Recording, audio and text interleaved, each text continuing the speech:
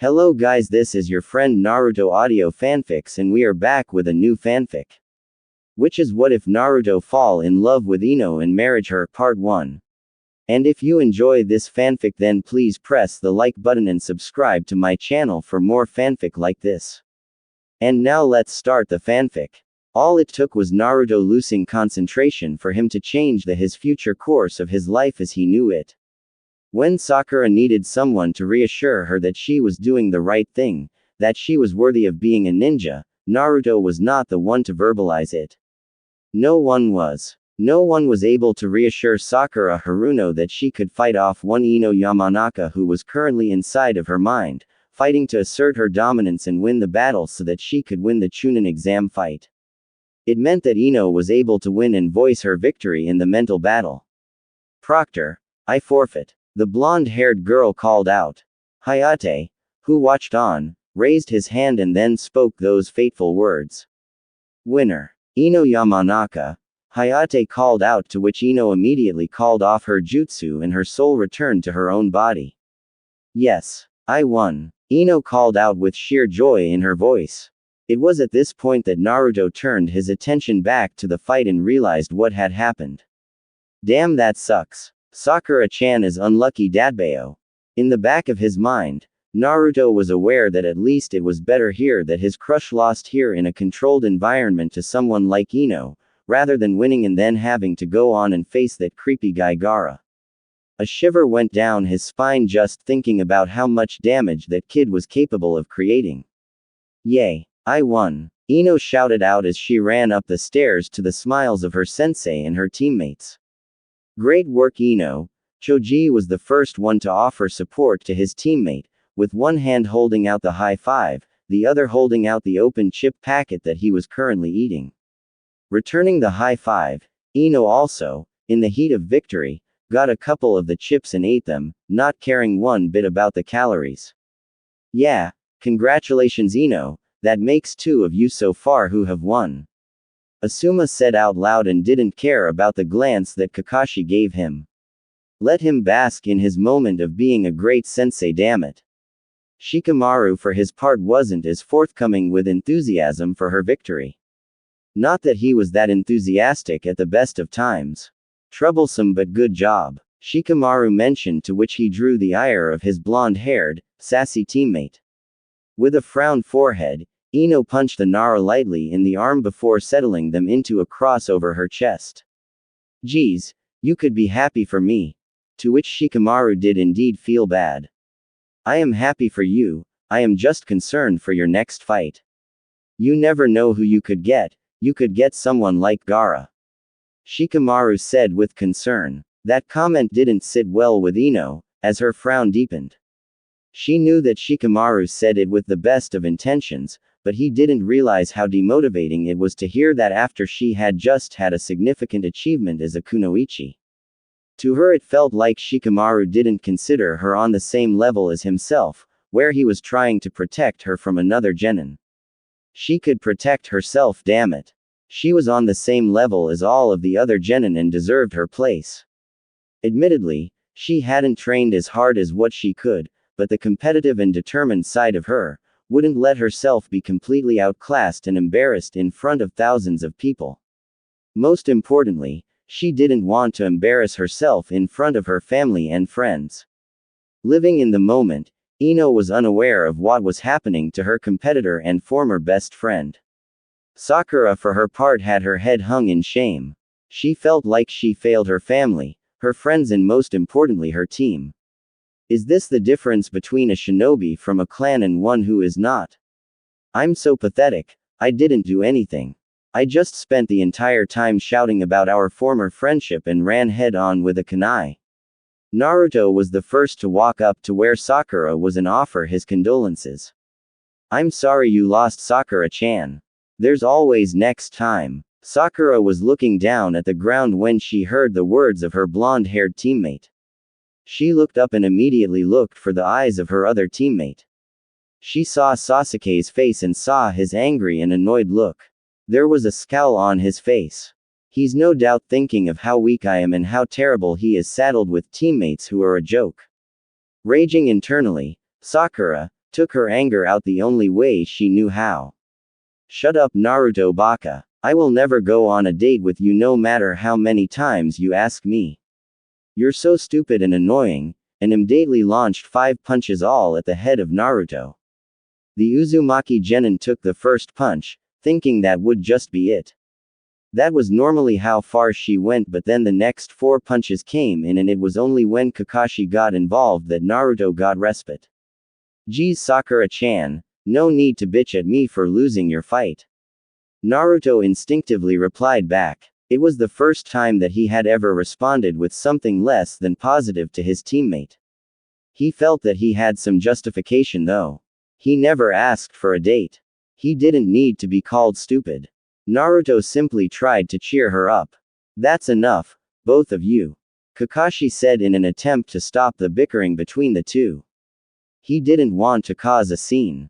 The silver-haired Jonin was already annoyed at himself for only realizing during the fight just how behind Sakura was compared to the other genin. Naruto looked in shock at his sensei. He felt that he didn't do anything wrong, and to have the man who was supposed to treat them fairly, didn't seem to be doing a very good job at it. A very Sasuke-esque look appeared on Naruto's face. Kakashi noticed this but vowed to apologize to Naruto in private. With all of the fights over, it was now time for the drawing of the Chunin exam matches. Naruto Uzumaki vs Neji Hyuga. Shikamaru Nara vs Tamari Sabaku. Sasuke Uchiha vs Dosu Kinyuda. Ino Yamanaka vs Gaara Sabaku. Kankuro Sabaku vs Shino Aburame. Eyes were left wide open. All of Team 10 looked in horror as they realized just what Ino was in for. She was going up against that person who had destroyed Lee. The odds were not stacked in her favor. Forfeit Ino, Shikamaru said with a firm voice, for the first time today, with the utmost serious expression and tone to his voice. Whilst she could definitely appreciate the sentiment that her friend was trying to convey, she hated the sense that they saw her as a baby that had no chance in the fight. Whilst she was scared shitless of what her opponent was able to do with his sand, it was a matter of pride for her. She was not going to back down without giving it a good crack. No, Ino replied, in an equally firm tone of voice which shocked all of Team 10. Not until I have given it my all. I am going to prove that I am a great kunoichi who doesn't give up at the first challenge thrown her way. I will become a Chunin. Of all the times to be troublesome Ino, now is not the time. For the first time today, Shikamaru got agitated through the disguise of worry. Something that Ino could very well see through, thanks to her high emotional intelligence. Look, Shikamaru-kun, I appreciate that you care and I love you like a brother. I need to do this. I need to prove that I am worthy of being a clan heir. For the longest time, I haven't taken my training as serious as what I should have. I need to test myself and prove that I put my best display on to become a Chunin. I have gotten this far and I am not going to give up now after all of the hard work that I have put in. Ino replied back to her friend and teammate, with passion flowing through her veins. Naruto couldn't help but overhear the conversation from the other blonde and look impressed. He never expected the girl to have that much conviction. The Uzumaki was surprised enough when he saw her cut her hair for the sake of winning the match. Initial assumption was that she wouldn't be willing to do that, in that it would affect her ultimate goal of becoming Sasuke Tem's wife. He respected her passion and determination. Plus, once I have given it my all and it ends up that I can't defeat Gaara, I'll just forfeit then. I know my limits, Shika. I'm not stupid. Shikamaru is right to worry about your safety, Ino. He is your teammate, Asuma stated, drawing the eyes of Team 10 onto the adult. With fire burning in her eyes, Ino was about to shout back at her sensei. The person of all who she thought would support her during this. That was until he spoke once more. But Ino has a right to keep going and try her best to become Chunin. The fights will be in front of a large amount of ninjas, in a controlled environment where Ino can safely test her skills, and if the time comes when she needs to resign from the fight, she will be able to do so. A look of gratitude was thrown in the direction of her sensei. The underlying pressure of the scope in which she would be competing in was reinforced on the Yamanaka heiress though, and she gulped down a bit of fear. That soon turned into determination, as she was a headstrong girl who was not going to back down without a fight. She hadn't backed down in the quest for Sasuke's love and affection, and she wasn't going to back down from this. Naruto was furious. Why did I even bother trying? He shouted out loud despite no one being around. Of course he knew that Sasuke Tem had a dangerous opponent. Yes, he knew that Sasuke had a massive target on his neck that attempted to control his mind. But damn it, don't I matter too? Naruto desperately thought as he dealt with the fact that his supposed sensei was solely training Sasuke for the Chunin exams, whilst he was left with the challenge of getting better to face Neji without the help of a sensei. Not that the stupid closet perv is anything close to a sensei anyway, I mean who falls for the harem jutsu anyway. Naruto didn't want to be trained by the man, and Ebisu didn't put up any fight when he watched Naruto walk away. It was impulsive, and did Naruto think that he might be able to learn something from the guy? Yes. Did he think that he could probably learn that by himself? Also yes. Was it a cocky opinion from a genin who thought he was amazing and was probably had a higher opinion of his skills than what he actually had?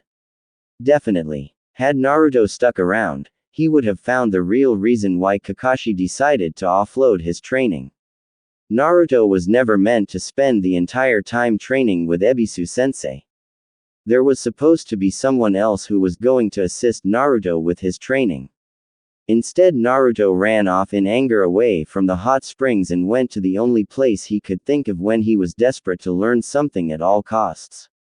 The library. It was definitely a time for desperation when Naruto Uzumaki of all people in the world was in a library, but here he was. His determination to become Hokage outweighed his desire to not be in a place full of books. Plus, last time I read something I learned the Shadow Clone Jutsu, so how bad can it be? Naruto told himself in a bid to G up the idea of studying. Much to his surprise, Naruto found a book that actually didn't seem all that bad. He found something called the Summoning Jutsu.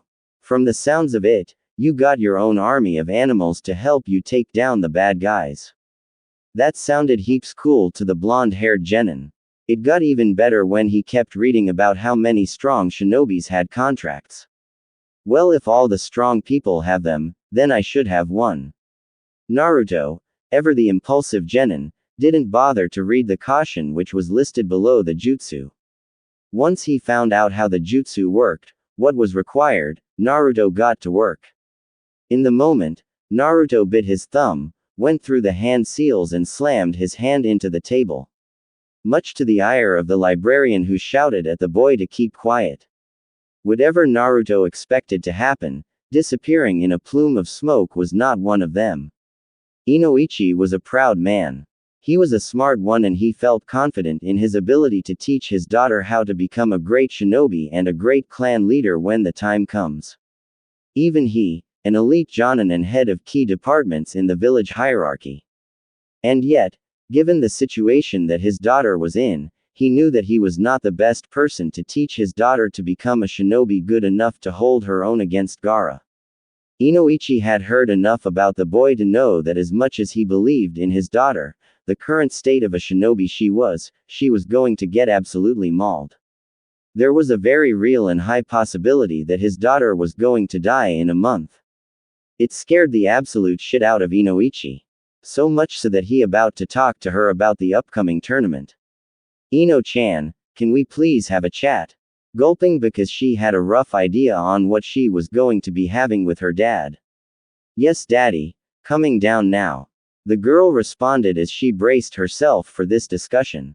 There was a feeling in her gut that this conversation was going to be one that would shape her shinobi career. If she backed down here, it would set a precedence for this to keep occurring. With a look of sheer determination etched onto her face, the Chunin hopeful headed down the stairs, braced for the verbal battle. I'm not backing down, Dad. I'm going to become a great kunoichi, and there's nothing that you can do about it. Ino, you have to think of your safety. I heard what happened. Gaara is not someone where this is just fun and games. This is a serious life and death situation. Gaara will kill you if he gets the chance. Inoichi replied, intensity filling his voice. Well then, it's simple. I won't let him get the chance to kill me, she said in a tone that ignored just how hard something like that would be to accomplish. Aren't you scared about this? Ino, let's be realistic here. You've only been a genin for 5 months. Taking it as slight as her skills as a ninja, the genin decided to challenge her father. Dad, do you not believe that I can do this? That I am not good enough? What Ino didn't know was that Inoichi was capable of being firm and making tough decisions. Honestly, Ino-chan. No. Shock filled Ino as she had never really heard that word before from her father. It just went to show the fresh genin just how much this meant to her father. You aren't good enough of a shinobi right now that I would feel comfortable with you fighting Gaara.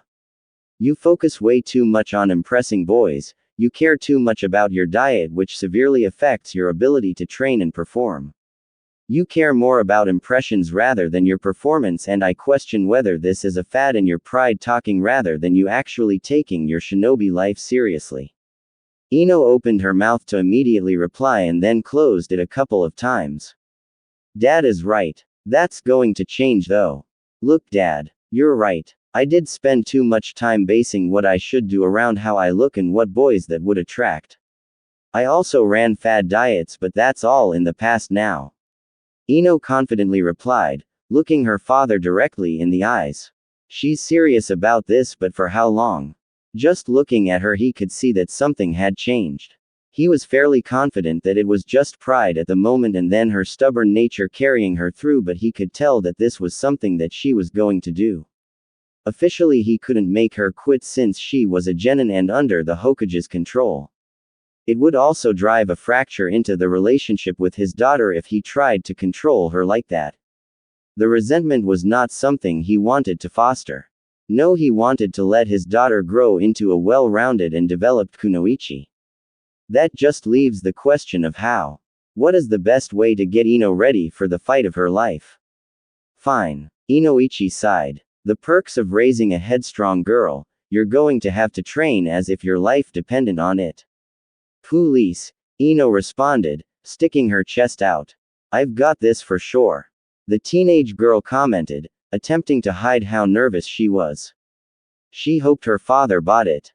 He didn't, but he wanted to give her the benefit of the doubt because he loved his previous daughter. Inoichi just hoped that the plan he was thinking of in his head would work out.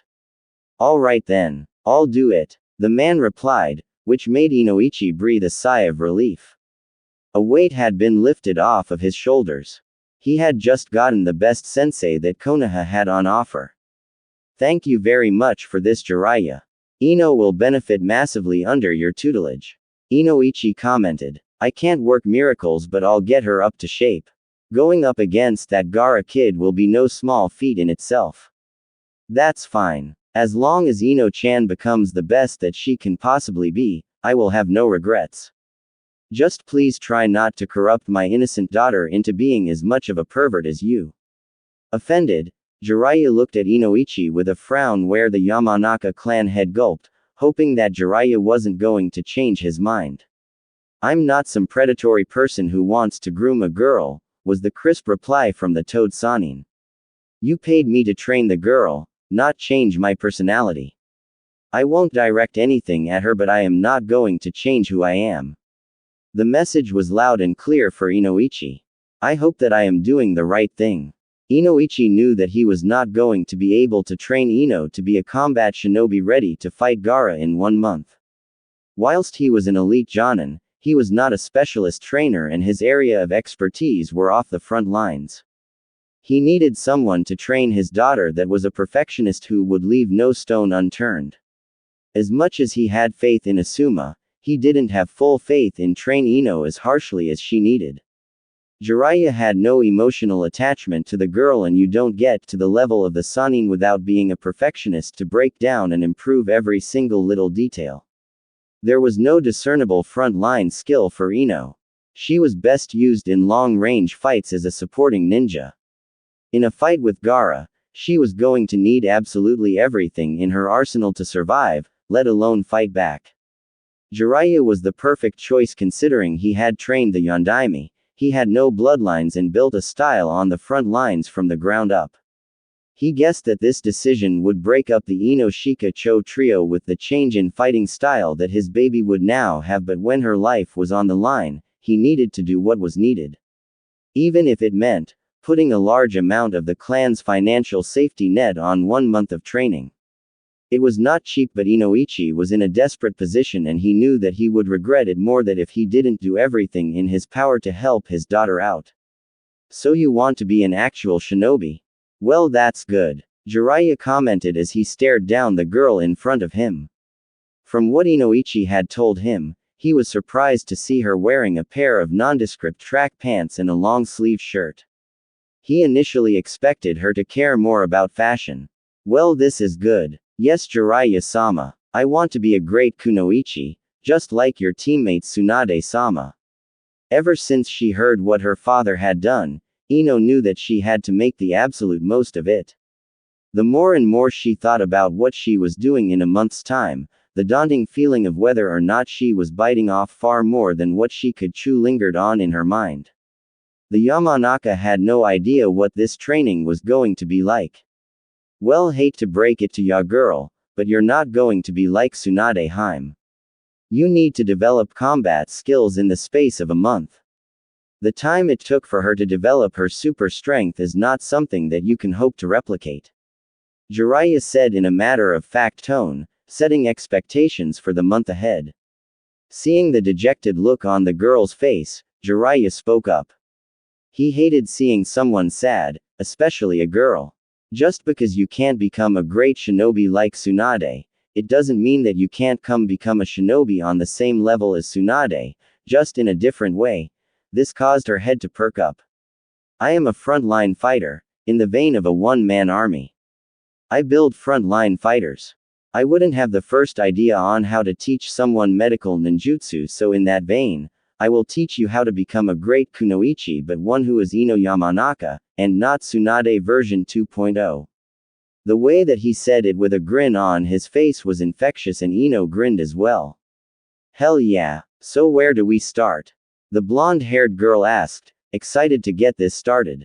A sadistic grin appeared on the face of Jiraiya as he stared down his newest student.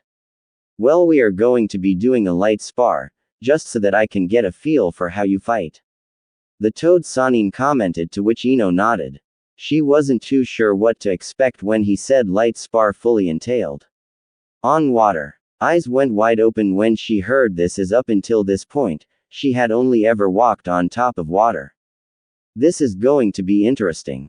The two shinobi both made their way on the water's surface, Jiraiya with far less nerves. Alright, come at me with the intent to kill, Jiraiya said as he inspected the girl's form, seeing what her first action was. It was to see what instinctually she found comfort in doing as a shinobi. Ino pulled out a kunai, and ran towards her sensei for the month.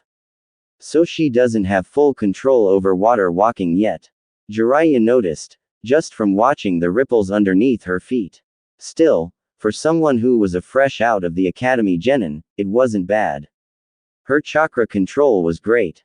Jiraiya dodged the incoming swipe with the kunai and then proceeded to dodge the follow-up. Jiraiya ducked a jab from Ino, shot down onto the water's surface, launched his foot out and took the blonde's legs out from underneath her. Not content with that, he quickly kicked out once more, flinging the girl on up in the air before following up by jumping and hitting her back down to the water's surface hard with a hard punch to the stomach. Ino went down with force and slammed into the water, crashing through the surface and going underneath. A few seconds later, she came back up to the surface, face down in the water though. For a split second, Jiraiya wasn't sure if he pushed too hard to start with. This is nothing compared to what the Jinchuriki will do though, better get her used to it now. Slowly, Ino pulled her soaked body to a floating position before climbing out of the water, through the use of her muscles and chakra. There was a look of determination on the face of the blonde-haired girl. Kids got spunk, Jiraiya grinned at the sight.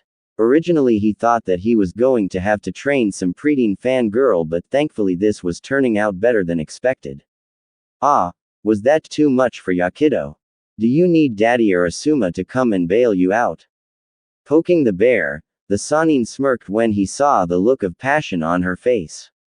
There's no way that something as small as that is going to stop the Sass Queen Incarnate from becoming the best.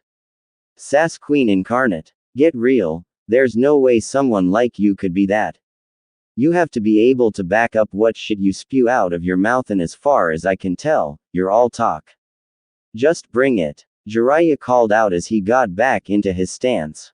Pushing a piece of her shortened hair behind her ear, the blonde narrowed her gaze into a thin line. She was not going to back down.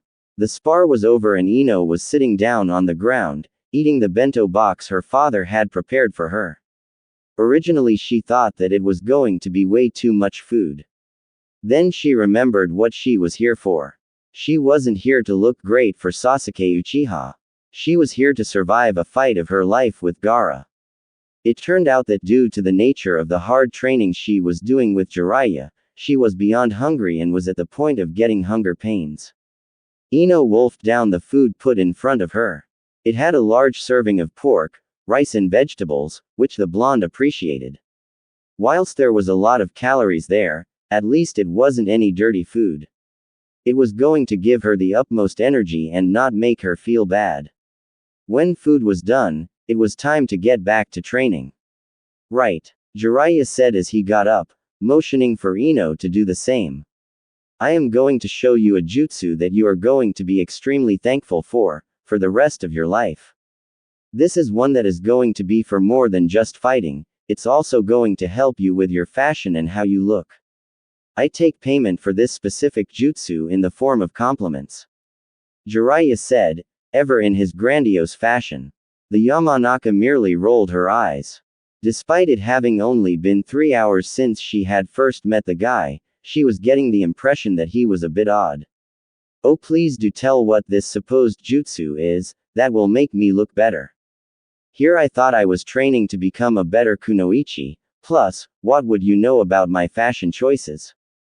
Ino hotly contested, challenge dripping from her voice. Just watch and be amazed, brat. Jiraiya simply replied, and Ino watched with fascination as his hair grew exponentially and wrapped itself around a tree nearby, ripping it out of the ground and then flinging it a few meters away. It then retreated back to the length it was normally at. Eyes were wide open as she started thinking of all the practical applications that it could be used for in the field. In addition to that, it would allow her to grow her hair back out, after having cut it, to give her the opportunity to win her fight during the preliminaries. You have to teach me that. Ino excitedly shouted, with stars in her eyes. She deeply missed her long hair, and this would give her so much more to work with. When he went through the hand seals and completed the jutsu, Naruto was not expecting to be transported to a completely different world. He didn't even realize how lucky he was to have the jutsu work successfully. Unaware, Naruto still had the 5 elements seal on top of his Jinchuriki seal, destabilizing his ability to successfully mold chakra. Grunting as he pulled himself up off the ground, Naruto surveyed what was around him and was surprised with what he felt. Immediately, Naruto felt the heat and the humidity of wherever he was. There was a massive river in front of him, with large trees on the banks. Mangroves littered the sidelines of the river. Just then, Naruto noticed that there was the largest fish that he had ever seen jump out of the river and into the air. Holy crap, that's a big fish! Naruto said out loud. It was then that he saw something even scarier, a giant animal, he wasn't too sure what it was, came out of the water and wrapped its enormous jaws around the fish, and in what Naruto could only describe as a death roll, the beast took the prey down into the water quickly, and it was a sight to see. Wow! Naruto called out, and suddenly, he got the sneaking suspicion that there was a whole bunch of eyes watching him. The last time he felt like he was this watched was in the Forest of Death, under the guise of that snake bastard. It was only now that Naruto realized that where he was and that he was not the highest on the food chain. Gulping, Naruto wondered just where hell was he. Looking at the river, Naruto counted 5 sets of eyes, each gazing intently at him. Never before had he felt like a piece of meat. It's been a long time since we have had a human here. A voice called out from behind Naruto, who was hiding in the shrubbery behind him. The blonde-haired boy immediately turned around and saw a reptile that was about 1 meter long. Jumping back, Naruto prepared himself for a fight. He definitely didn't want to become dinner. You can talk, Naruto shouted, smart as ever, drawing the ire of those around him. You're not very smart, are you? Naruto got asked. The blonde relaxed slightly, feeling that he wasn't going to be underkilled straight away. Ignoring the jibe, something that he was used to his entire life, Naruto spoke up. My name's Naruto Uzumaki, future Hokage of Konoha. What's yours? Enjoying the optimism despite question the validity of the statement given to him, the crocodile spoke up. The name's Kairul. I'm one of the crocodile clan. Kairul replied, not at all intimidated by Naruto, despite the size difference. You're coming with me, by the way. Seeing the challenge, Naruto responded in the only way he knew how. Why should I? For all I know, this could be a trap. Not fazed at all, Kairul turned around and looked the boy dead in the eyes. If we wanted you to die, we would have killed you the second you used the summoning jutsu and came into our lands. Now, come with me, child, and don't make me drag you to my father. Coming to terms with the fact that he had absolutely no idea where he was and the whole reason why the blonde was here, was to get a summoning contract, Naruto decided to follow Kairul. Naruto took his jacket off as he felt the sweat pouring off of his body. Even compared to normal people, Naruto knew that he felt the heat more than normal. After learning about the Kyuubi, he thought it must have been related to that. Under the unrelenting sun of wherever he is, Naruto was sweating his balls off. As much as he wanted to take his top off and go for a swim to cool down, Naruto did not trust that water one bit. Those eyes spelt danger. The genin looked down at the path they were traveling in and found themselves in a cave. Unlike what he thought he knew about geography, it didn't get cooler as he went in. Instead, it got hotter thanks to a couple of hot springs that he saw along the way. Geez, this is stuffy in here. Dad, I brought the boy. He's a bit dumb though. I can sense that he has potential though, heaps of chakra. Kairul called out into the deep caverns of the cave. Affronted, Naruto was not shy to reply. Oi, I'm not dumb. Naruto hotly replied back, also a bit miffed that the only compliment he got was something he attributed to the Kyuubi and not to his own skills. I see. Bring the boy to me, hatchling. The deep rumbling bass voice echoed throughout the caverns and Naruto almost shat himself when he heard it. Just what have I got myself into? Naruto questioned to himself. In the end though, he knew that he was not going to back down. Not when the potential title of Hokage was on the line. Soon it went to this opening in the cavern where it was pitch black surrounding him. It was then that Naruto saw them. Sweat dripped down the back of his neck. The set of eyes in front of him were massive. They were the size of his body, if not bigger. He did not want to think of the size that the body housing those eyes were. I think I am lunch. Tell me, young one, why are you here? The voice that carried through the entire cavern questioned him. Just from the sound hitting his ears, Naruto could feel the power behind it. If there was ever a time to lie, now was not it. Well, I'm from Konoha and we have the Chunin exams coming up.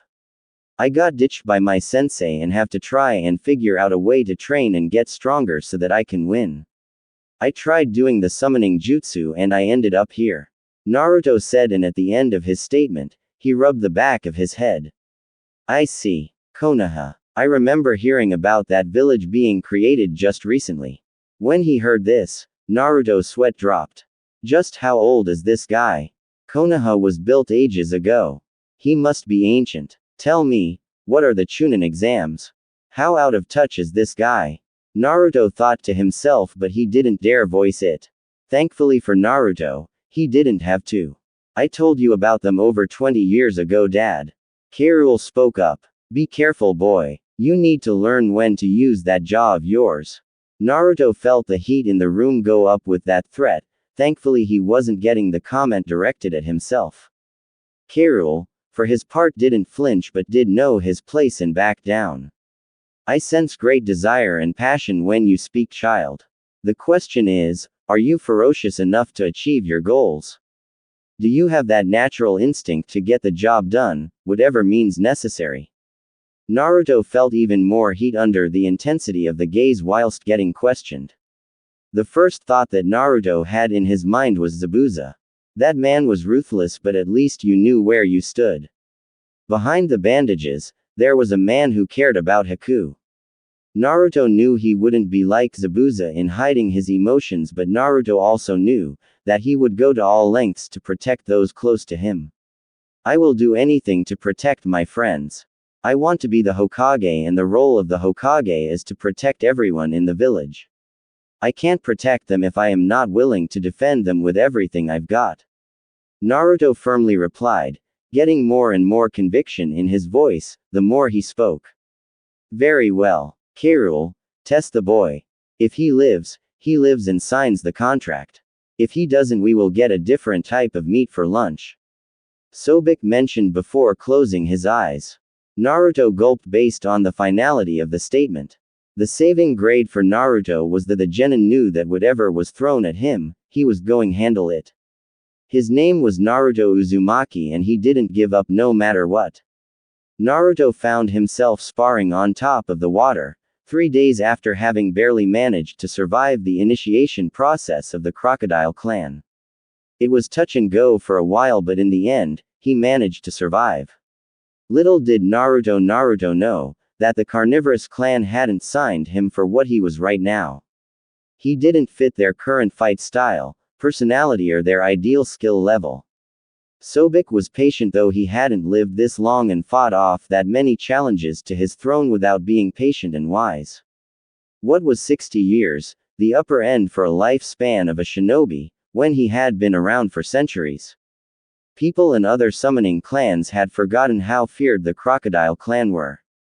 With the potential that Naruto had, if it was harnessed in the right circumstances, he would be able to bring their clan back to prominence. The bonus with Naruto was that he was a complete blank canvas to mold into their ideal warrior. Thankfully, it turned out that there was a modicum of surprise when Naruto started commenting about his chakra being weird ever since the fight a few days ago. This, combined with feeling the diluted chakra of the Kyuubi, K. brought Naruto over to one of the elders and got his chakra realigned via removing the seal placed by Orochimaru. It was a night and day difference.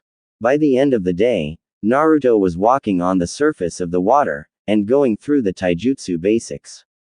Having trained all day, Naruto was famished and needed some food. So K. What's there for food?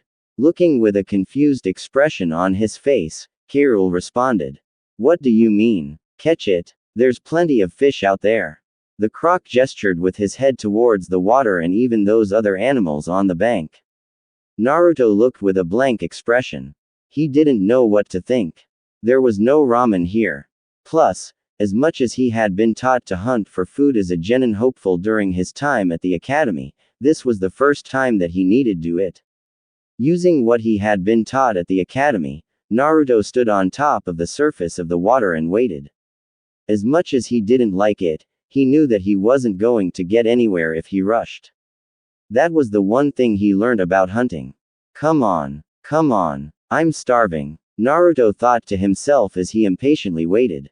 There. His keen eyes spotted and threw the kunai at the water, unintentionally channeling chakra into the blade, due to sheer will and desperation for this to work. He didn't want to have to wait for another chance. Watching with great amounts of intent, Naruto grinned when he saw the kunai connect with the salmon and impale it just below the eye. Before it could scurry away too far, even at slow speed due to the injury, Naruto raced along the water at top speed for the short distance, dived into the water and grabbed a hold of the fish and prayed his chakra control would allow him to hold onto the slippery bugger. Thankfully for the blonde, it was. Using his chakra, Naruto returned to the surface and got out of the water. It was the first time that he had killed an animal on his own volition. During the academy, they were forced to do it, if they wanted to graduate, and while it had been hard, this was different. He could have found some fruit or something else. But no, I needed meat. Naruto thought to himself, staring down at the fish, watching it become lifeless and stop moving. The desire to eat protein outweighed Naruto's mind at this point, and he simply settled for preparing the food, along with some fruits that he could see in the trees. This is going to be an interesting month, Naruto thought to himself. Well, that was quick, was all Jiraiya said as he watched Ino recreate the basics of his hair ninjutsu. He didn't want to fill her ego as she already had enough of one, though he knew where props were due. Beyond happy that she now had her hair down to shoulder length, Ino felt more comfortable in her own skin as she was used to having long hair for ages. Yeah, I made my own hair ninjutsu that I used in the Chunin preliminaries. It was nowhere in depth, and I have been running chakra through my hair, because I heard that it makes it healthier. The blonde-haired girl replied. True. Well, for the next hour, we are going to be practicing you growing you hair, and retracting it. This will also serve as another form of chakra control, as well as allowing you to develop your reserves, which are quite poor for a clan kunoichi your age. A snide look was thrown at Jiraiya, to which he didn't care. He was here to get results, and annoying Ino seemed to be a good way to get them. She didn't comment because she knew he was right. It had only been a couple days of her caring more about her training, but even then, she was noticing a difference. With the extra amount of calories and reserves growing day in and day out, the Yamanaka was feeling much more energetic, without feeling the need to have a nap in the afternoon. The best part in all of this was that she was yet to see any difference in the mirror around her stomach. She hoped it stayed that way. We aren't just settling for growing it out to your feet and back again. Each time you do it, I want you to focus on the speed you do it. Keep the control perfect balanced. It doesn't need to be strong, that comes with more chakra. What I want you to focus on is the speed output of chakra. The ability to be able to control your chakra quickly is invaluable. Jiraiya lectured to the girl, who analyzed each word he said and nodded her head. She could definitely see the benefit. Once she had made the most of her chakra training, she ate a small meal to replenish her energy before she went to train her body physically. So what are your thoughts on the other competitors? Jiraiya questioned, with a plan to guide the conversation to a certain direction. Well, there's Sasuke-kun, of course. He's so cool, he's got his Sharingan, a fire ninjutsu, he's so fast and strong. Just seeing the way the girl in front of him fished about the boy made Jiraiya roll his eyes. On the inside though, he was a bit jealous. He never had fangirls as a kid like Orochimaru did. I've hears things about that kid. Next. Annoyed at the lack of shared enthusiasm for the Uchiha boy, Ino replied. Well, then there's my teammate Shikamaru. He's a nice guy but the laziest person you'll ever meet. I wouldn't be surprised if he wins the next one or if he doesn't. He's super smart though. It was good to see that when it wasn't just talking about Sasuke, she was able to talk normally. Ha ha ha, Shikaku's boy. I guess the apple doesn't fall far from the tree.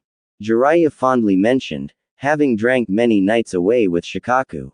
Putting down all of his connections to being one of the Sannin, Ino kept talking. Then there's that Naruto baka. He's not that good. Pretty bad actually. He was lucky as he won by farting.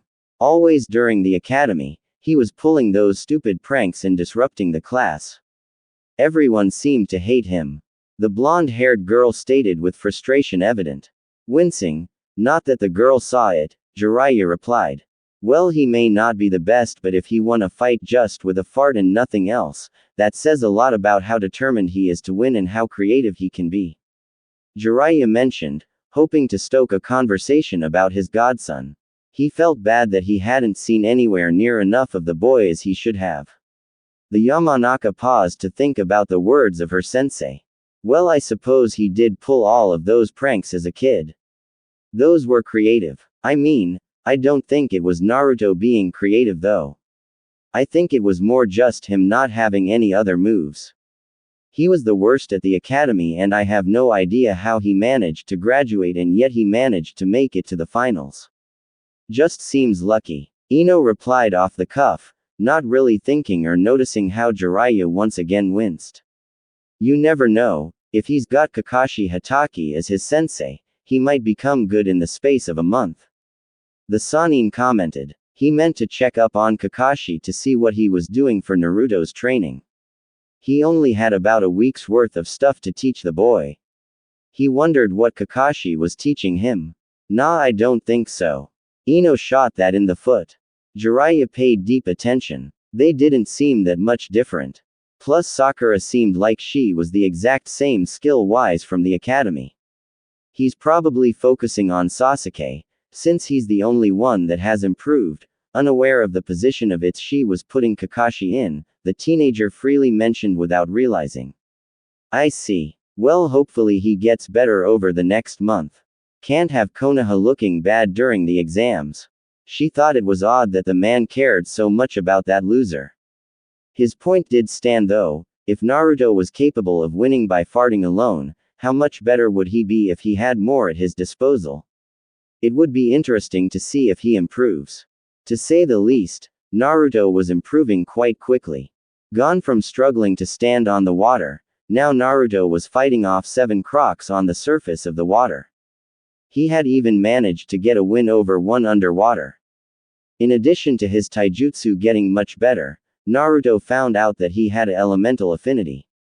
Given where he was, it was no surprise that it was a water elemental affinity.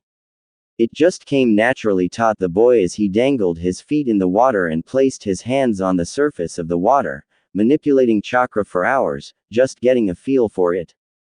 Compared to all the other elements, water was the most feel-based, which lent itself towards the Uzumaki. Kirill was a massive help, never settling for anything less than perfection, which rose Naruto's own standards. So engrossed in what he was doing, Naruto didn't want to wait for food and he also didn't want to have to give up his train of thought die to the progress he was making. With an idea, Naruto created a couple of clones to go and catch yet another salmon. Not thinking much of it after he went back to focusing on his chakra, as Kirill had instructed. Naruto, channeling his chakra, cupped the water, brought it out of the lake and tried to keep the water from falling into the larger pool. It had been a week and Naruto had already managed to successfully brute force his way through the most basic form of water manipulation.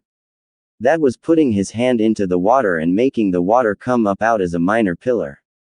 The first time that he had managed to get it, Naruto made the pillar 50 centimeters out of the water. With the ability to manipulate water whilst it was all one body was achieved at the base level, now Naruto was hoping to be able to separate the water that he wanted to use from the existing water. From there, all it was just refining his ability with the two skills. It was then that his clones brought back 3 crabs. They then started cooking the crabs, as best as they could. I can't wait to eat the fish, Naruto thought to himself. Despite not having any ramen around, he wasn't minding the heavy amounts of fresh fish and various other forms of seafood that he was eating. That combined with the abundance of fruit was a blessing for Naruto in disguise. Of course, he loved ramen, but after getting ripped into about how poor his diet was previously, and not having any other options, the blonde started eating lots of food that was available naturally. It meant that now his diet was high in protein and lots of fast-acting sugars, which were great for energy production and to repair the damage done to his body. Due to his diet getting much better and being promised more muscles, Naruto was eager to see the transformation that his body was going through. He felt much stronger and he swore he was seeing a bit more muscle in his arms. That must be from holding that damn blade all the freaking time, Dadbayo. Oi, what the hell? Why are you guys fighting? Naruto shouted out as he immediately looked up and stared at where his now 2, formerly 3 clones were caught with a dumbfounded look on their face. They didn't expect to be caught. How did you know that? One of the clones fought back, choosing not to answer the question. How did I know that? Naruto thought to himself. No one told me, and I got the memories of my clone who caught a crab instead of a fish as if I lived it myself. It's almost as if my clone's memory was transferred to me after it died. All thoughts of studying on his water manipulation as his mind rushed to the possibilities of what this could mean. He could use his clones to scout ahead, he could use them to study the boring stuff so that he didn't have to. I wonder if I could get them to help me with my training. Naruto questioned as he had a moment of genius. Little did he know that had he properly read the jutsu in the first place when he opened the Forbidden Scroll, this would have been information he could have learnt 5 months ago. Not wanting to waste all of his chakra, Naruto created 10 clones, got them to move onto the surface of the water and to practice his chakra control whilst the blonde ate a well-deserved meal. After food, Naruto then went back to training, testing his theory. He let his clones explode, transferring the memories and knowledge back to the main. Naruto grimaced as he rubbed his head, feeling an oncoming headache. Going back to the water's edge, Naruto cupped a small amount of water in his hands, as per the instructions from Kirul, and did his best to separate it. Yada! Naruto called out as he managed to hold it for 2.5 seconds as an independent body of water before it collapsed into water. With renewed vigor, Naruto created 25 clones this time around, and decided that he didn't have enough swords, so he might as well do that himself. The Uzumaki was still getting used to his new weapon, which he thought was sick as hell. It wasn't almost as long as Zabuza's cleaver, as well as being almost as heavy.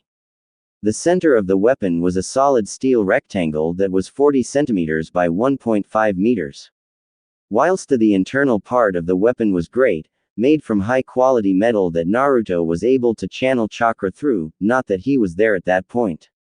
The real part was that Naruto thought was utterly cool, was the sharp bits of the sword. Spaced slightly apart from one another, there were incredibly sharp teeth from former crocodiles.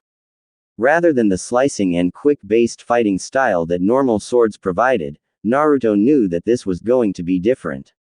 This instead was going to be trying to sink the teeth into the body and then rip out in the most brutal fashion.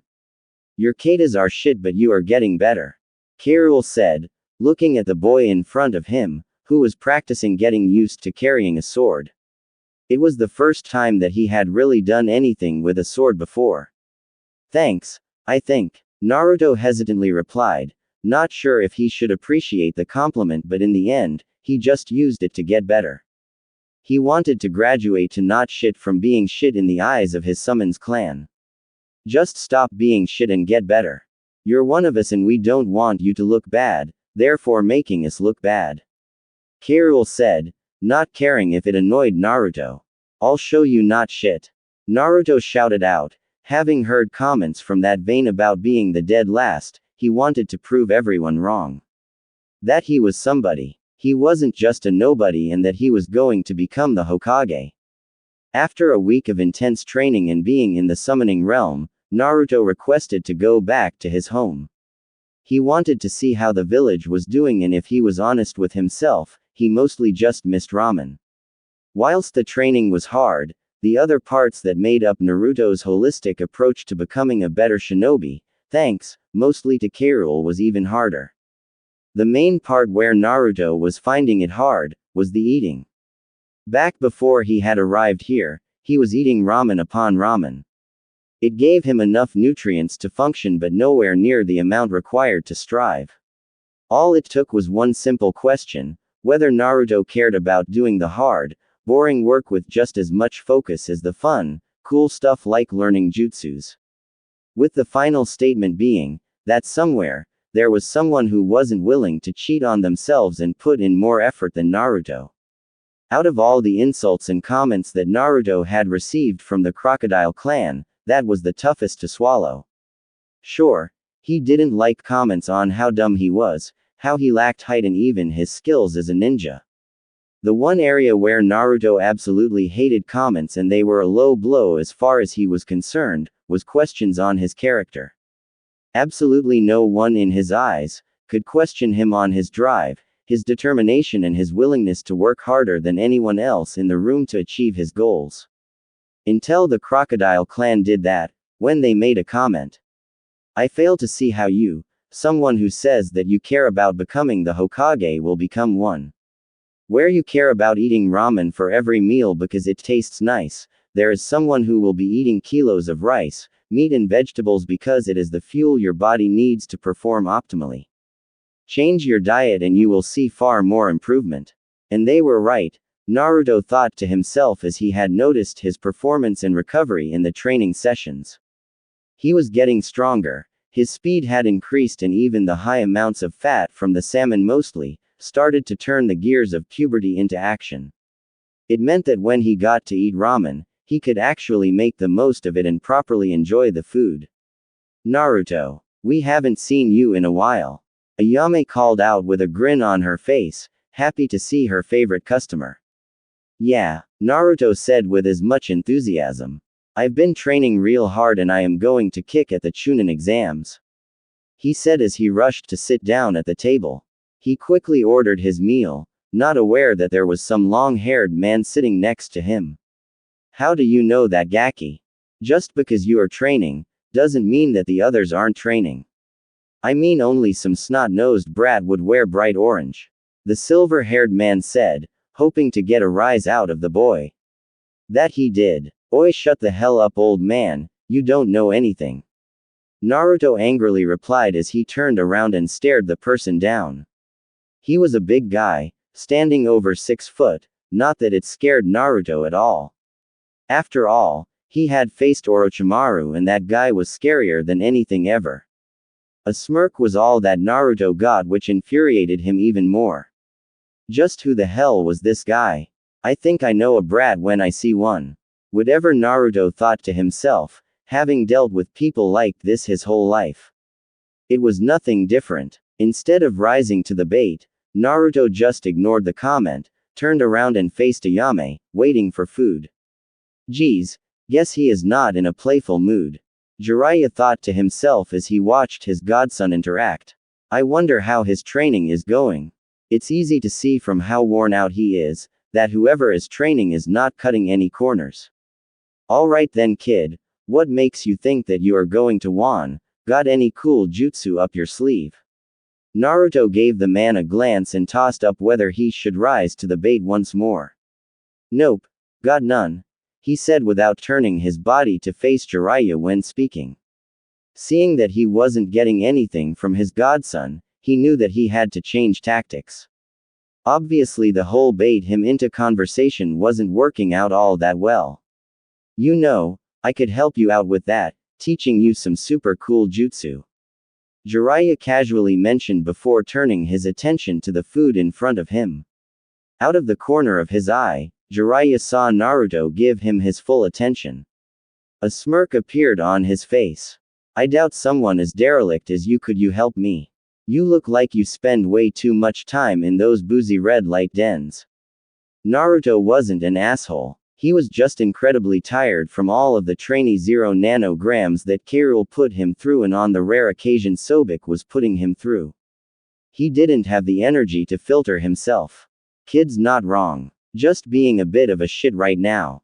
There's nothing wrong at all about spending time around the red light district, thank you very much. As a man of fine culture, you wouldn't understand. Jiraiya stuck his head up as he spoke and Naruto relaxed. It was clear to see that the old guy obviously didn't care too much about how others viewed him. Naruto could respect that. Alright then, old man, what could you help me with? Glad you asked, kid. I am a man of many manly talents. I can show you how all you need to know about chicks, babes, girls, your furry stomach problem, girls again, chicks and more about babes. The way Jiraiya casually talked released the tension. Naruto's sweat dropped when the first 3 were all about women.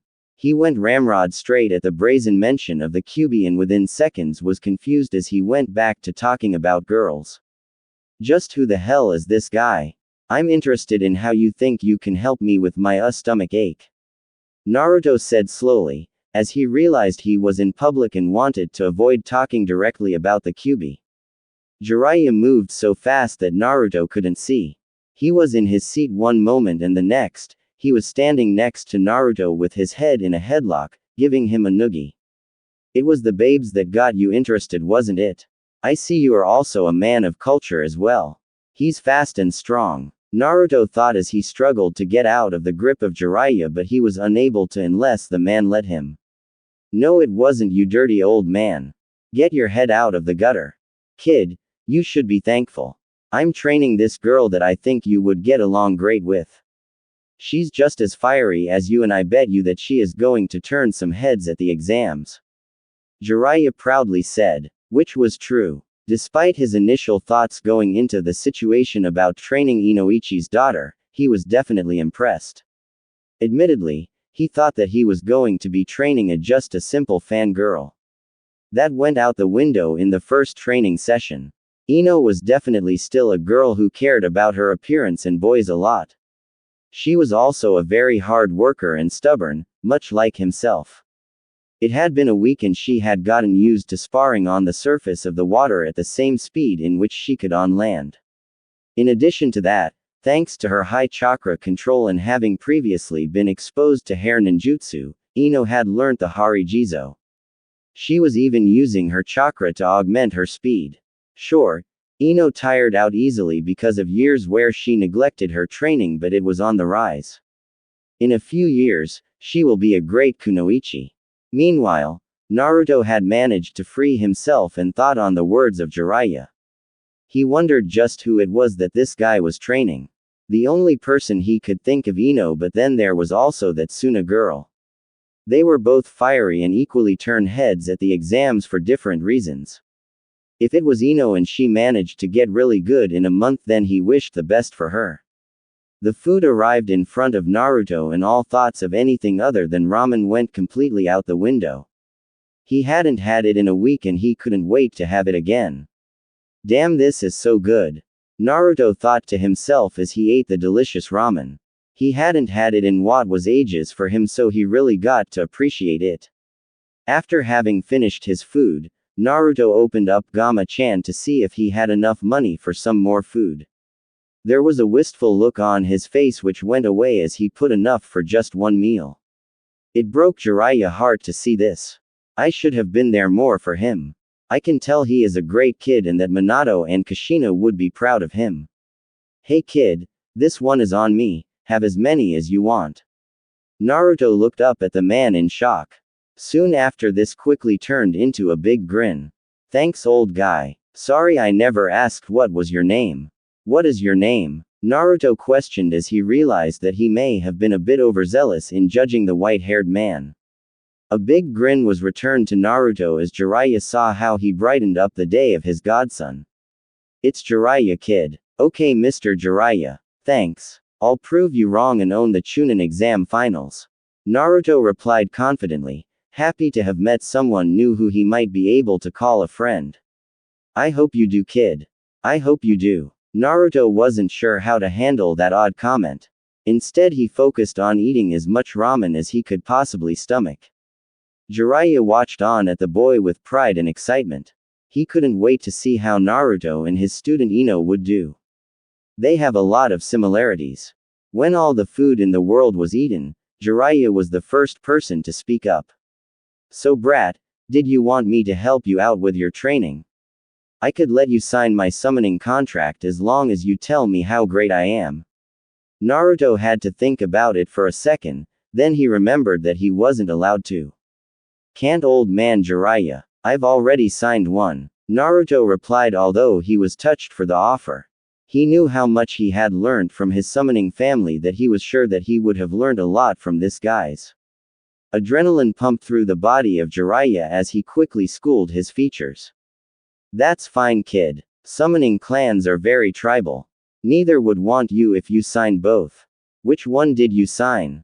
The Sannin asked, squashing the feelings in his heart that he wasn't going to be able to pass on the toad summoning scroll to Naruto. I signed up with the Crocodile clan. They've been really cool, helping me get stronger and teach me sick ninjutsus. Naruto said with excitement, finally having found people to teach him properly. In a week, I think I have learned as much as I did in 5 months with Kakashi sensei. Naruto didn't want to unpack that thought. He wanted to like his sensei Kakashi. The crocodile clan. I know that crocodiles are known to eat frogs on rare occasions if they are desperate, but I don't know much about them. Well, what about the stomach ache? Jiraiya reached out for a second time. Unaware what was going through the mind of Jiraiya, Naruto replied. Nah, that stuff is all fine after the crocodile clan fixed up all that stuff after the snake bastard. I can use my chakra now. Plus, I want to be known as Naruto Uzumaki, not as thanks anyway, Mr. Jiraiya. I've got to go now, Naruto said as he rushed out of the tent, leaving Jiraiya to mull in his own thoughts. He could have chased after his godson, but was obvious to him that Naruto didn't want his help. At least, not for the Chunin exams. The kid had it all under control. I guess I'll wait and see how you go, kid. Engrossed in his writing, having done his early morning researching, Jiraiya didn't notice Ino come up to him. For a second, and that was all it took. Ino with great curiosity looked over the shoulder of her sensei to see what he was writing. Aika. Is that book that all the adults read? Ah shit. Inoichi is going to kill me. Yep. Hence meaning, not for kids. Completely ignoring her sensei, Ino's inquisitive nature pressed on for more information. This was juicy gossip. What's it about? Since it's only for adults, I'm guessing it's all about. Whilst she was a ninja, she was still a teenager and hadn't been exposed to all that often. For her, it was raunchy. For Jiraiya, it was not. Well duh. Surprised you managed to come top 2 in your class with those deductive skills, girl. Jiraiya deadpanned. So are we getting started on your chakra training? Nah, this is far more interesting. Why do you write it? Ino asked, engrossed in juicy information. It pays well. Let's get going on your elemental manipulation. Ah, is the legendary Jiraiya of the Sannin just a big softy who writes romance novels? The blonde-haired girl questioned with a smirk. In return, she got a fireball to the face, where she had to dodge quickly. Elemental training now, girl. Maybe if you're lucky and you learn the beginner stage of using your element, I'll lend you a book that I wrote to read. With Aika on her mind, Ino was giddy. She wanted to see what all the fuss was about. Plus, her curiosity won out. Alright, channel chakra into the piece of paper. The toad Sannin mentioned as he handed a piece of paper to the girl. The genin took the paper and then watched as it crinkled into a ball when chakra channeled into it. Daddy always said we had quite a lot of lightning element users in our clan.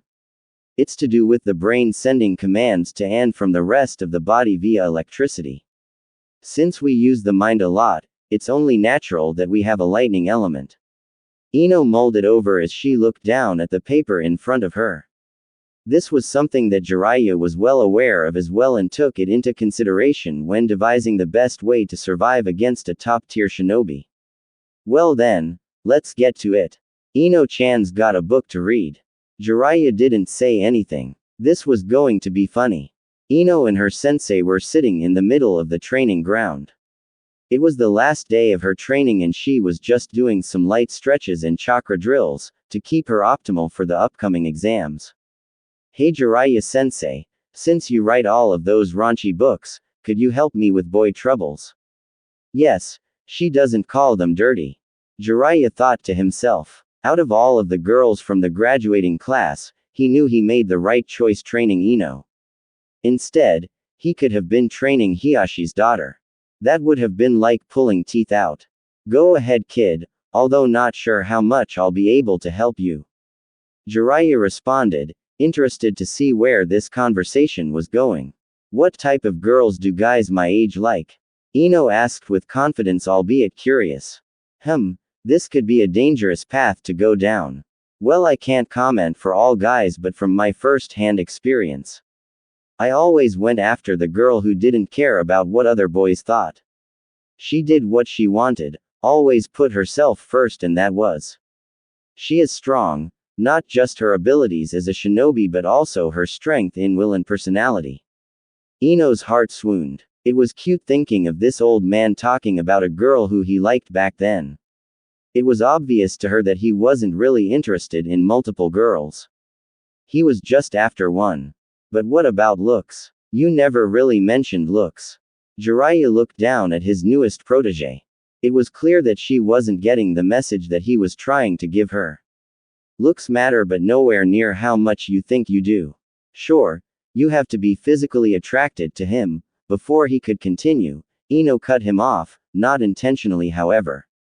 I've put on weight over the last month and I'm worried Sasuke-kun won't like me. In a rare moment of uncertainty, the blonde-haired girl opened up about one of her concerns. She was normally supremely confident in herself, but no one was immune from having negative thoughts about themselves every once in a while. Holding back the rolling of his eyes, Jiraiya knew that this was an issue every girl was taught by society, which he thought was wrong. He was all for skinny girls, curvy girls, girls with muscle and girls with either long or short hair. You realize that around 50% of your is made up out of fat, right? The single comment made Ino open her eyes wide open. It was evident that she did not know that. A million thoughts were now going through her head about how to get the right ratio of fat so that she had big without a big stomach. I can see where your head is going and stop that. Jiraiya said in a rare time of seriousness. He didn't want all of this training that Ino had achieved to go to waste. There was no point of having all of the skills in the world if you had the wrong mindset, one that debilitated your ability to perform on a mission.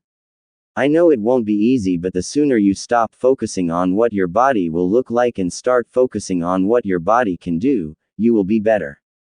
Jiraiya didn't really know why he was going to talk about his own dating life to a girl just going through puberty that he had met less than a month ago.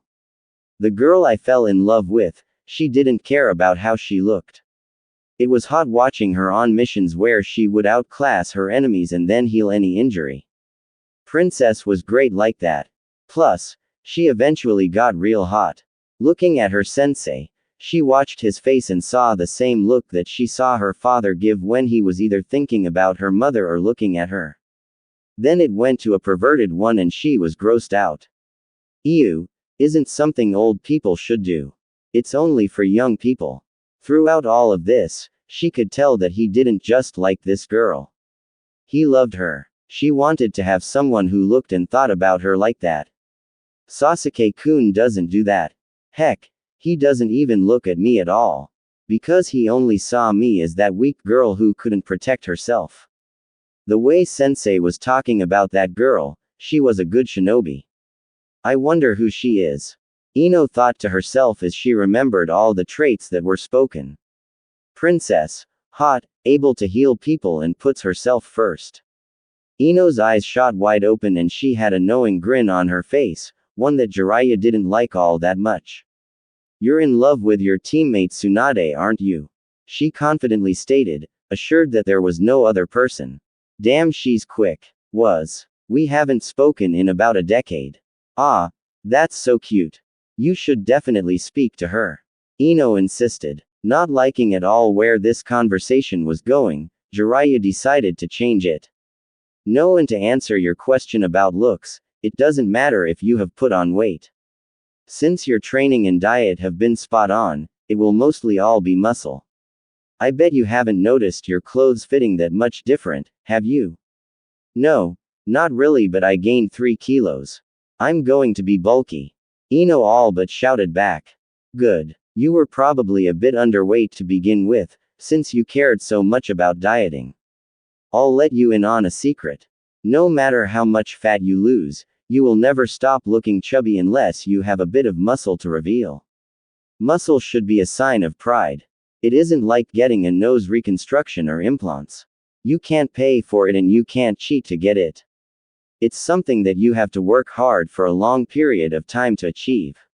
It went unsaid that Jiraiya was a little bit biased in this regard.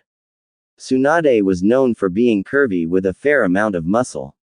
Despite the fact that she got her super strength from her chakra, Tsunade was still ridiculously strong for a female without it. Heck, she was stronger than most male shinobi as well. So you're saying I should build muscle to get boys? No. Jiraiya with a pause to get her attention to focus on him for a second. He wanted his next comment to be the last one. No, What I am saying is that you should focus on yourself and not at boys at your age. I thought you were Ino freaking Yamanaka, the sass queen. Why are you chasing boys, when if you are as good as you say you are, they will be chasing you? Once again, eyes were wide open, but this time with glee that morphed into a smirk. You're right, sensei. Boys should get in line to worship the ground that I walk on. I shouldn't have to keep belittling myself for chasing after boys that don't give me the time of day. They have to want me. She thought of all the times her self-esteem went down when Sasuke-kun completely ignored all of her efforts to make him feel better. Much like Ino, Naruto had finished of all of his training.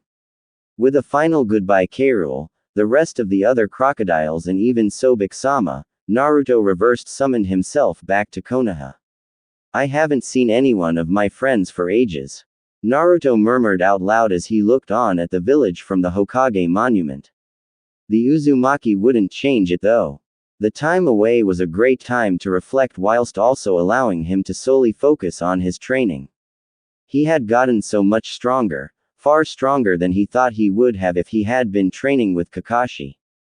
As much as he hated the idea of being left behind for his teammate, Naruto was thankful for the opportunity, which turned out to be a blessing in disguise. In the past, he had never had a competent teacher. Iruka, as much as he loved the man and would do anything for him, had to manage around 30 other students, in addition to Naruto. Kakashi on the other hand didn't. Having a competent sensei in the form of K-Rool for the past month, allowed Naruto to really see what was possible if given the right sensei. He was well on his way to becoming a strong shinobi. It really highlighted the difference in teaching, or rather the lack thereof, from Kakashi's behalf. It made Naruto annoyed. He could have done half the training over the 5 months that I learned in the month that just went by. He still thought that he was a good leader on missions, just maybe not the best when it came to teaching. Plus the fact that Naruto was able to hold grudges, it just meant that he currently had a sour taste in his mouth to Kakashi-sensei at the moment. In addition to Kakashi being one that he didn't think too highly of at the moment, his beloved Sakura-chan was also on that list. Sure, he still loved her, but he was beginning to question that. He never once tried to ask her to go out on a date with him after she lost her fight against Ino.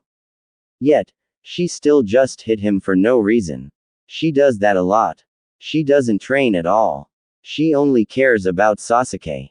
Putting those thoughts in the back of his mind as they challenged a lot of the thoughts that he had had over the past few years regarding the pink-haired girl, and he didn't want to thinking about that just before he entered the fights that would determine whether or not he would become Chunin. Focusing his attention away from the girl that he used to think could do no wrong, Naruto headed away towards the center of the city. Naruto knew that he needed more equipment, and he was mandated by the crocodile to wear the colors of the clan. It was an intense conversation that took place when Naruto found out about the expectation. He rebelled. A single comment won Naruto over by K-Rool. Don't you want to become Hokage? The first impression someone gets of you is your looks. Show people that you mean business. That you are here to win and assert yourself at the top of the food chain. You didn't get to the top without an ego, and Naruto was not immune to that school of thought. He knew he had one. The chip on his shoulder from years of being at the bottom of the food chain for as long as he could remember, meant that Naruto very much wanted to be on top. He was hungry for it.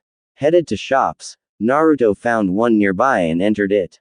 He had to go to a couple of stores to get what he wanted, but in the end he found his new shinobi outfit. It was cool as far as he was concerned. A simple silk emerald green kimono that was left untied, that was a size too big for him. With his growth in mind and not much funds inside Gama-chan, Naruto was conscious of getting bigger. The loose, flowy sleeves went down to his mid-forearm, whereas the tail of it went down to his upper thigh. Underneath the loose kimono, he wore a plain white shirt that was fairly tight. The look was finished off with a pair of standard blue shinobi pants that were bandaged up at the bottom into sandals. The best part of all for the look that the blonde was concerned about, was that it showed off his tattoo. The final part of the summoning clan contract ritual was to get a tattoo, as a sign of pride for where he came from and what he was a part of. When he was asked what he wanted to get and shown a bunch of designs, it didn't take long for Naruto to choose one. Naruto decided to get a tattoo from his mid-forearm up. Sky blue waves crashed with white spray coming up the inside of his arm. Inside of the wave, there was a traditional koi fish which wrapped around his forearm and ended at the outside of his elbow. Where the koi fish ended, a red and yellow lotus in the early stages of blossoming. Finishing off the tattoo, there was a green saltwater crocodile started at his bicep and wrapped around his shoulder, and the mouth of the crocodile stopped at his pectoral. Around the edges of that main items in the tattoo, there were black edges, to really emphasize the pieces of art. It took 16 hours and Naruto wasn't sure whether or not to call it beautiful or hella sick. Regardless of that, it took a lot of pain endurance, something which Naruto was proud to say that he put his body through. Not only did it look good, but Naruto loved the fact that it also had a function into it. Woven into the koi fish on his forearm, there was a storage seal there so that the blonde could store his blade. He couldn't wait to surprise the unsuspecting Neji with one swing. After paying the cost of the outfit, which was a fair chunk of the money in his wallet, Naruto went for one final meal at Ichiraku, barely able to contain his excitement for the following day. Alright, so you've mastered the first stage of your elemental training. Good, now here is a book that I have written. Jiraiya said, tossing one of the last copies that he had of The Tale of the Utterly Gutsy Shinobi. Without knowing what she was getting herself in for, Ino squealed with joy, grinning that she was going to learn more about, especially from a male perspective. Hopefully, in her eyes, it would help her with being able to seduce her crush Sasuke Uchiha. That was, until she saw the title of the book. The Tale of the Utterly Gutsy Shinobi. Ino looked curiously on for a second. This doesn't seem like an adult book. That curiosity was slowly turning into a frown. She had trained hard to win the chance to read a book that was meant for adults. Ah, the old bait and switch. Worked out quite well if I do say so myself. Jiraiya said with the biggest grin on his face. I said I would give you a book that I wrote. I never said which one. This was the first book that I ever wrote. It's my proudest work. I cared about that book than I do about Ika Ika. Unfortunately it flopped pretty hard, haha. Jiraiya said whilst scratching the back of his neck in embarrassment as he spoke. As much as she wanted to curse out her sensei, she knew he was right. Plus, for all the advice and training she had received, it didn't seem quite fair. Thanks Jiraiya sensei, Ino said with a drawl, but promised herself she would read it tonight. It was the final day before the exams and she was itching to do something, but her most recent sensei forbade her. Today she was to rest and recover so that she was optimal for her fight tomorrow. Have a read of it and let me know what you think. Jiraiya said with hope. The book was long forgotten about and mostly geared to a teenage boy demographic, but he hoped the girl liked it. Thanks Jiraiya sensei. I will. The emotionally intelligent girl responded. In addition to this, she got up and gave the man a quick hug. She was thankful for all the training that she had received over the month. Yamanaka Ino was aware that he was doing it because her father had paid the man quite a bit of money and maybe cashed in a few favors. Despite all of this, the original fight with Gaara, which she realized was her being completely stubborn and prideful, thinking that she could fight with someone on that level compared to where she was. The fact that this man in front of her was able to close the gap and bring her up farther than she ever thought in a month, was testament to his skill. Never in a million years would she have believed that she could get to this point, and it was all due to her stubborn nature. After saying goodbye, Ino made her way to dinner with her teammates. When she got there, it was just Asuma, which was no surprise considering how lazy both Shikamaru and Choji were. Hey Asuma sensei, Ino called out as she saw the man and gave him a quick hug that was returned. Hey kid, so are you ready for tomorrow? He tentatively questioned, knowing just how big the day was. Her life was going to be on the line against Gaara and they had both seen what he was capable of. Yep, I don't think I could have prepared any more than what I did. Everyone, including you and especially Shikamaru and Choji will be. I hope we will be. So how did the training go? Asuma questioned, which brought a grin from the girl. Oh, you know, a bit of ninjutsu here, a bit of chakra control there and some conditioning, you know, standard stuff. Ino didn't want to give away all of her secrets after all. That's awfully vague. Asuma deadpanned, which brought a giggle from his female student. She nodded in reply. I'm sorry that I didn't get to train with you at all during the month, Asuma-sensei. Ino commented, and she did feel bad. There was no doubt in her mind that the man wanted to help her out. He laughed, which made her feel better, showing her that he wasn't annoyed. Hey, Jiraiya is one of the Sannin. I've seen how strong he is and he is a monster of a shinobi. If you get the chance to learn from him, then definitely take it. He trained the Yondaime, so he must know what he is doing. Relief flooded through Ino and nodded vigorously. Definitely. As she said this, both Shikamaru and Choji entered. Shikamaru for his part analyzed his teammate intently, having not seen her for the past month. He wanted to make sure she knew what she was getting into and that she was ready for the fight of her life. From what he could see, her posture was confident as ever. He also noticed that the sleeveless tank top she wore showed off that not only had her arms gotten bigger, they were also more defined. Good, she took her training seriously. I wonder what she has learned in the past month. It's good to see you again, Ino-chan. Choji came in and waved to his teammate, offering the bag of chips to her. In the past she always said no due to her self-imposed dietary restrictions. Choji's eyes widened and a big smile followed shortly after as he watched her put her hand in and grab, not just one but 3 chips. It was a statement that she was making as she looked Shikamaru, who was like a brother to her, in the eyes whilst doing this. He nodded before replying. I'm not sure whether you are more troublesome now or before. There was a bored look on his face, but his eyes said otherwise. A full-blown devilish smirk was what he got back. Oh, I am way more troublesome now. Good luck keeping up, Shika. Ino commented back, knowing that she had put the work in over the past month to be. It wasn't if you could back it up. She just had to prove that she belonged. No one else thought she did. Finishing up putting on his new outfit, Naruto channeled chakra into his arm and sealed the sword up. With everything ready and having had 150 grams of cooked rice and 400 grams of salmon, he was ready for an action-packed day. Headed to the stadium, Naruto jumped along the roofs with a full stomach and looked out at the village that he called home. The blonde had been through a lot and gone through a lot of hardships. Despite all, he cared about the place. Whilst he wistfully looked on at his village, the genin was innately aware of what his standing in said village was. A win at these exams would do wonders for increasing his standing in the village and make some of the people start looking at him like he was someone, that he wasn't just the demon that so many people saw him as.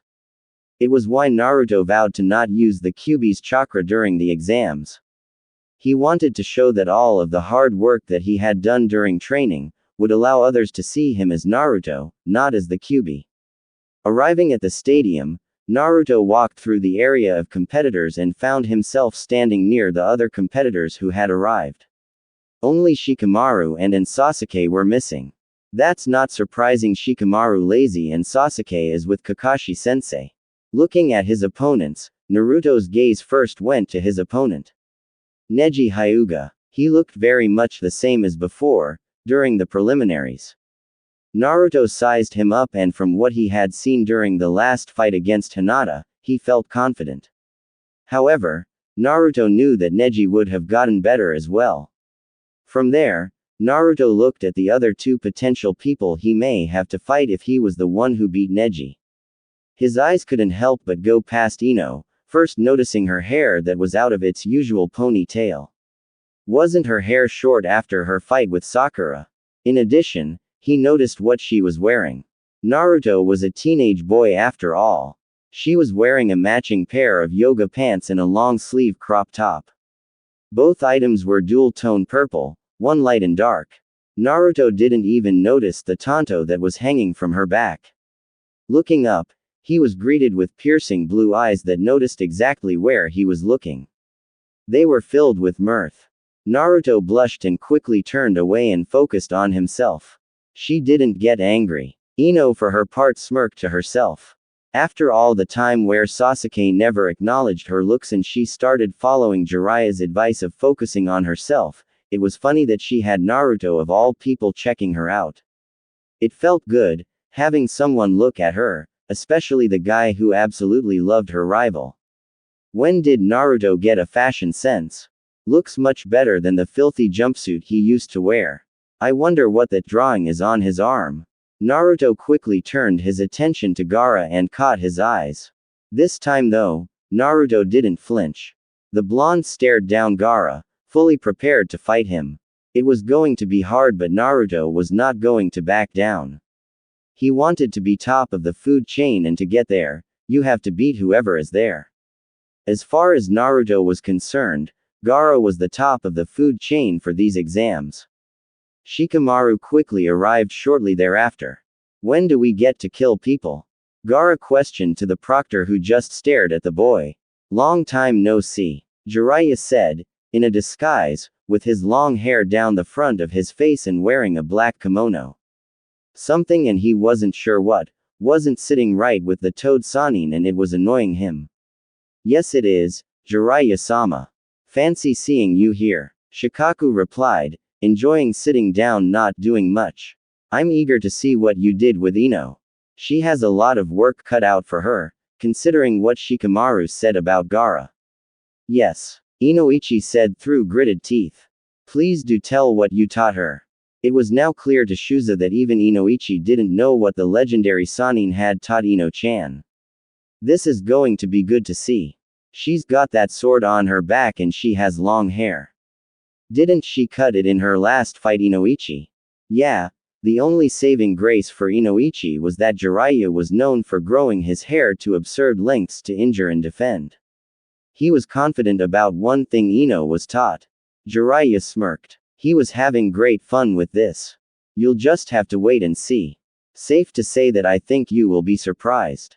Inoichi didn't say anything. It wasn't Jiraiya's daughter who had their life on the line. XX. Wow. Naruto ditched the jumpsuit. Sakura commented, to which Kiba, who looked on, nodded in agreement. Yeah, but it won't make him any better. He was lucky he beat me.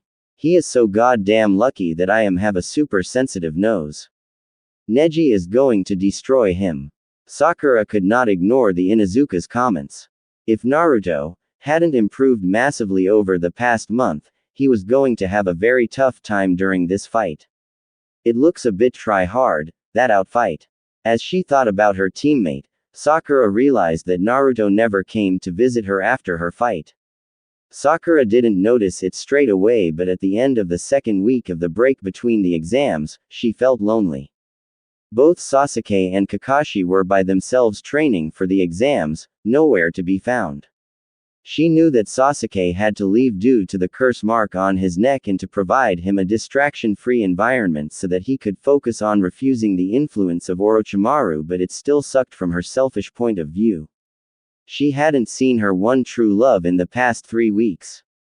Sakura hadn't seen Naruto either in the past few weeks, and whilst she wouldn't let anyone know, for fear of it reaching Naruto himself, she missed the blonde. With Kakashi and Sasuke being as aloof as they were, it was fun having Naruto around. As she looked down at Naruto in the ring, it was impossible to not notice the absence of her crush. She hoped he would get here on time. Unaware of the thoughts going through the mind of his female teammate, Naruto prepared for his fight, bummed that his sensei was not there to watch and see how much he had improved. He was not surprised though. A look of annoyance came across his face. I can't wait to become Chunin. That way I don't have to deal with Team 7. A flood of memories came to Naruto, where he noticed how much Kakashi favored Sasuke and how often Sakura hit him instead of trying to provide support to the team.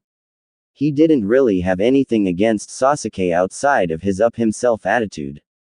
Why do I like Team 7 again?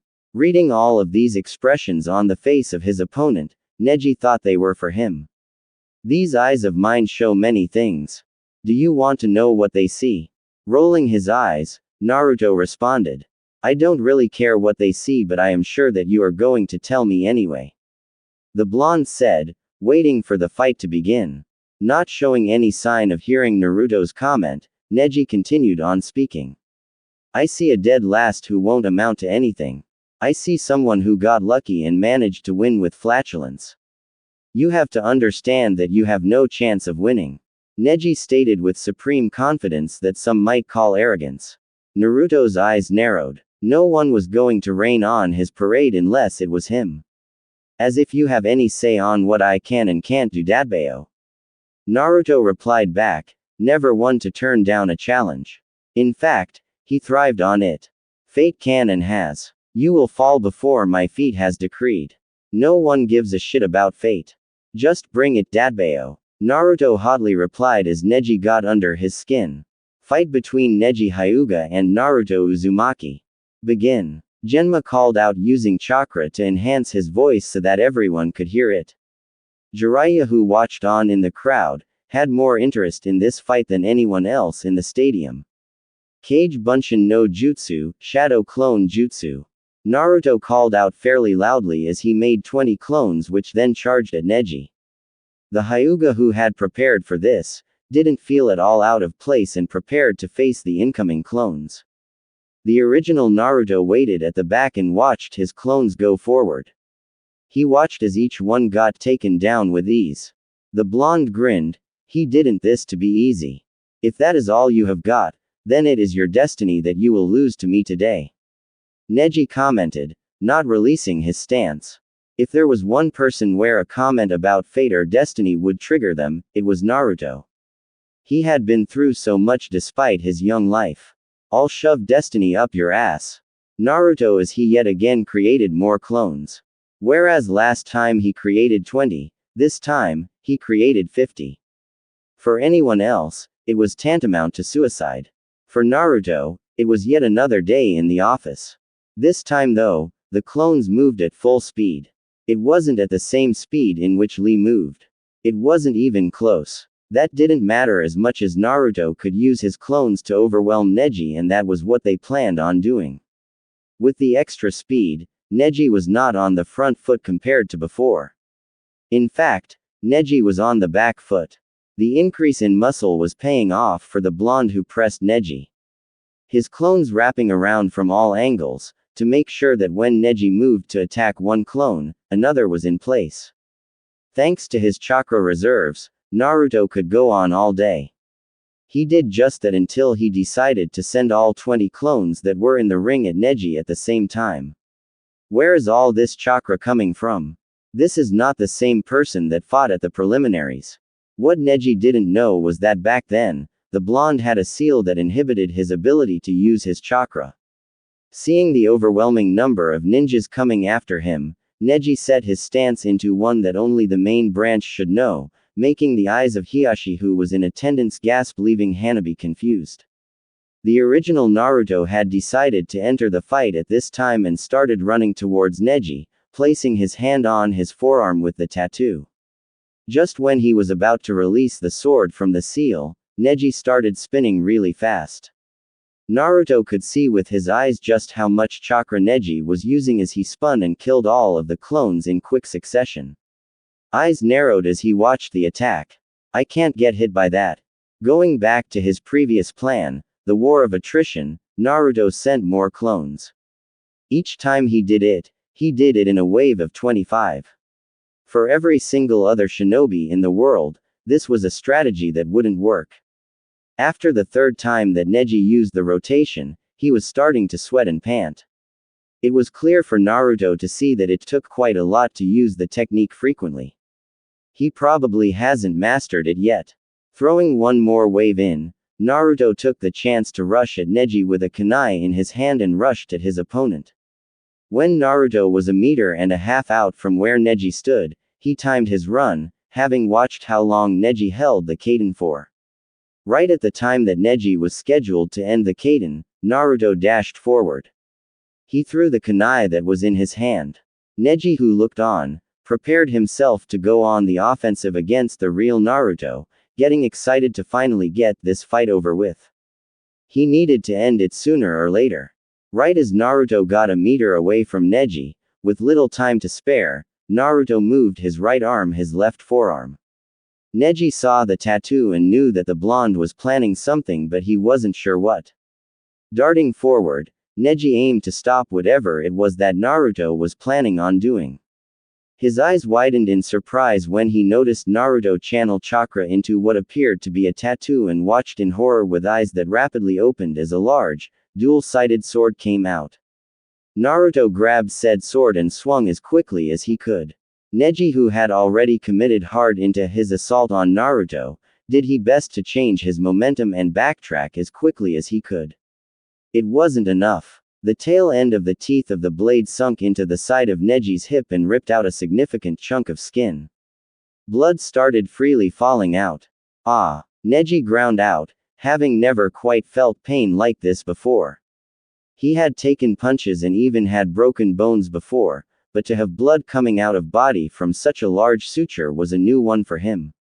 Jagged teeth ripped through the fabric of Neji's clothes and quickly inserted itself in the thigh of Neji. The cut was from the side of his hip to the front of his right quad muscle. Jumping back, Naruto let the wound sink in, happy to leave the onus on Neji to win the fight. He had made the first blow and was happy to play the long game, satisfied that he made the first hit. Don't think Neji expected to see that, Jiraiya said to Inoichi and the others in attendance. He was impressed by the seal that his godson had on his arm. Shuza nodded. He won't be able to use that surprise again though. From now on, everyone will be aware of that seal he has on his arm. If he has that trick up his sleeve though, what else does he have? From what Shikamaru told me about Naruto, his style has changed a bit. He is a bit more patient. He is still rushing in with his clones though. Jiraiya didn't say anything, he just grinned. It was clear to see that his godson was getting stronger. Sakura, who watched on with surprise. Where did Naruto get that sword? It doesn't look like a regular sword. Yeah, Kiba commented. Where did the dead last get a good-looking sword like that? Those teeth are sick. I bet I'd be better with a blade like that than Naruto. As ever, Kiba responded, never backing down from a challenge. Didn't he beat you, Kiba? Kurenai, who was behind her student, said, to which Kiba jumped and turned around. Red-faced and embarrassed, Kiba jumped around to see his sensei.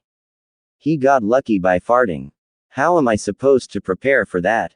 There was a tiny smirk on the face of Kurenai, as she enjoyed occasionally messing with her students.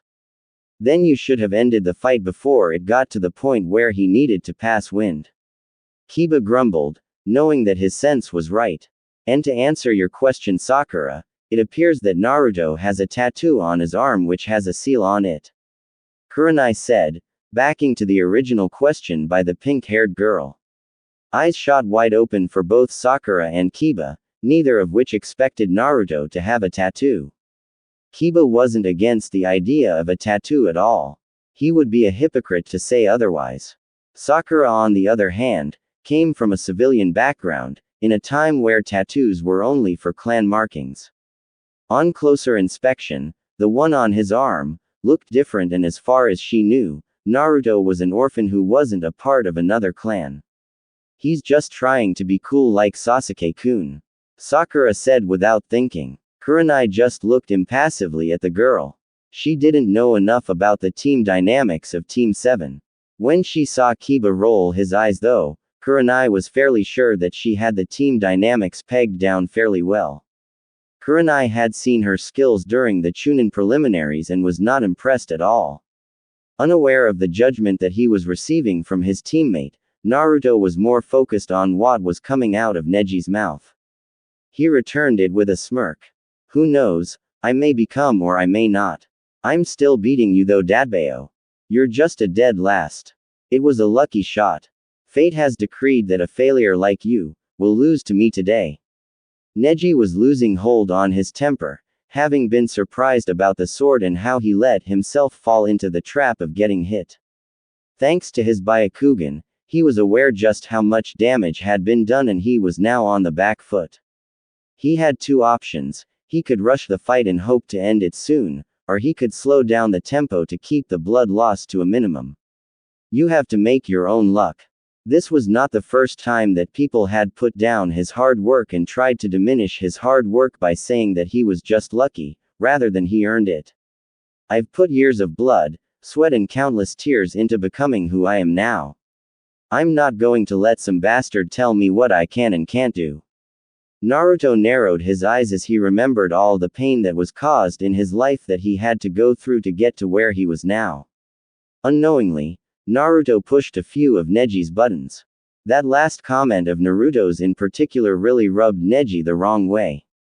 You wouldn't know anything. You don't a seal placed on you, out your control your servitude. As Neji said this, he then went on to remove his bandana, displaying to the blonde and to anyone watching, the seal that was placed on him. This seal is one that the main branch of the Hyuga clan place on those in the branch, which allows them to destroy the cerebral nerves of the brain, if they want. My father was killed by the head of the family. It is a constant sign that only goes away through death, that I am bound to the whims of the main family. You don't know what it is like to have something like this. Neji shouted, and immediately all the anger that Naruto had went away. He had found someone who had a similar shit story. I know better than anyone what it is like to have a seal placed on you, without your consent that shapes the rest of your life. It hurts, doesn't it, knowing that no matter what you do in life, there will always be that thought in the back of your mind, that you have to act and live your life a certain way, that you have to be seen as far away from a threat to their current way of life as possible. If you don't, well, death would probably be a better option. Neji looked deeply into the eyes of Naruto, who showed the utmost of conviction. The Hyuga was searching for a sign of deceit, but his eyes were unable to see anything of the sort. There's more to you than just your blonde hair, Naruto. Neji thought as he made up his mind about the fight. He had calmed down his heart rate for one final move. That's the thing though, if you give up and believe in destiny and fate, it means that they are winning. They then get to control your life and live rent-free in your head. By choosing to defy fate and destiny, you get to write your own life, on your terms.